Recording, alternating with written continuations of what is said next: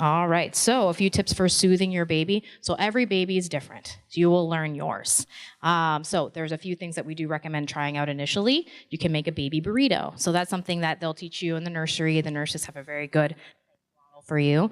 You can also make some noise. So babies, when they're inside of mom, it's actually really noisy in there. They're hearing the whoosh of blood flowing. They're hearing your GI system making all kinds of noises. So when they transition out, they're actually more used to hearing I would say like a white noise, essentially. So some people do buy white noise machines, having a radio on, things like that, or like a ticking clock, something that sounds like a heartbeat. So you might actually find some solace in using noise as your advantage.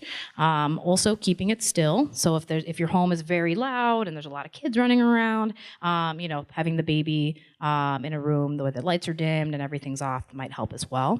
Some babies like movement. So you can try walking the baby around in a body carrier or rock her. You can go outside for a walk. And then try to limit the daytime naps to no more than 3 hours a day, because if your baby's sleeping for longer than that, you're going to find that they might reverse their clock on you. So you're not going to sleep at nighttime because they're sleeping during the day. All right.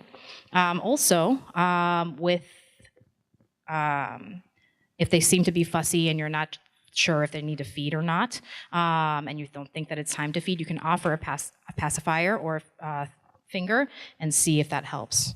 A lot of people tend to think that if a baby's fussy, that you should just feed them. So what I would say is that typically about 1 ounce an hour. So if your baby feeds like 2 ounces at a time, the next feeding time should be at about 2 hours, 3 ounces, 3 hours essentially. So if you're finding that your baby's fussy after feeding 4 ounces and you're wondering what's going on, it's unlikely that they're hungry if it's only an hour later. Try other things to soothe the baby before you offer feeding.